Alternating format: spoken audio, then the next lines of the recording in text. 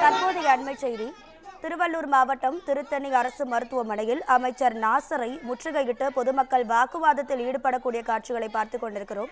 நேற்று நடைபெற்ற விபத்தில் உயிரிழந்தவர்களின் நிலையில் படுகாயமடைந்தவர்களை அமைச்சர் நாசர் நேரில் ஆதரவு தெரிவிக்க வந்த நிலையில் அவரை சுற்றி வளைத்து பொதுமக்கள் வாக்குவாதத்தில் ஈடுபட்டனர். இது குறித்தான அண்மை செய்தியை பார்த்துக் கொண்டிருக்கிறோம். இது குறித்தான கூடுதல் தகவல்களை தருவதற்காக நமது செய்தியாளர் சுதாகர் இணைப்பில் இருக்கிறார். சுதாகர் வணக்கம், உங்க விரிவான தகவல்களை சொல்லுங்க. வணக்கம் ராதிகா.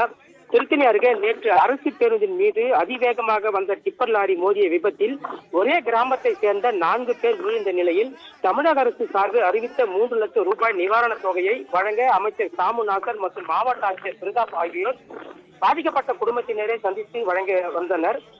நிவாரண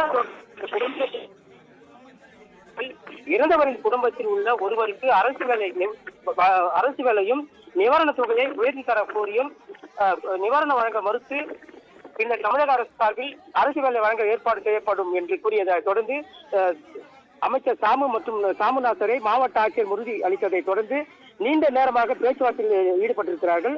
பின்னர் பேச்சுவார்த்தைக்கு அடுத்து பாதிக்கப்பட்ட குடும்பத்தினர் நிவாரண தொகை வழங்கப்பட்டிருக்கிறது.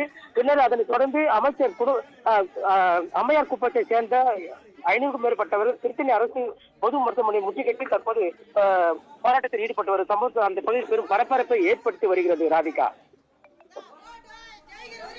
உங்க விரிவான தகவல்களுக்கு நன்றி சுதாகர்.